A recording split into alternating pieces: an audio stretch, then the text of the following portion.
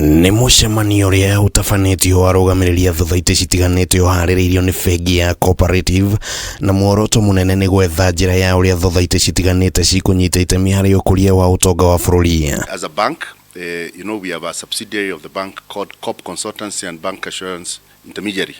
So it's a capacity building and training unit of the bank. Akiaria mucemanio uyu Minista wa Thothaiti Simon Chelugui augite thina munene uria ugomeire aingi a onjoria nini ni kwaga njira njega ya kumahe mbeca, na uguo akiuria Thothaiti cithondeke mitaratara miega ya guteithiriria onjoria nini. If all the MSMEs are supported, we can impact up to 30% of our economy immediately.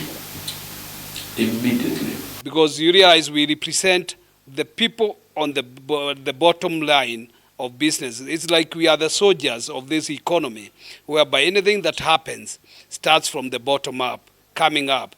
The bottom-up economic transformation agenda of the fifth administration is focusing on MSMEs. So we want to see how SACCOs can be able to support MSMEs in the country by way of developing products that are very relevant to MSMEs.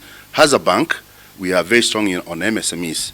We have over 2 million MSMEs within Cooperative Bank. Hamwe na uguo Chelugui augite kuri na muoroto wa kwarahura thothaite iria ciakuire kumana na kwaga mibango miega kana matua matari mega kuma kuri thirikari niguo gutigirira ona murimi ni agunika. And the aim is to empower the people at the bottom of the pyramid.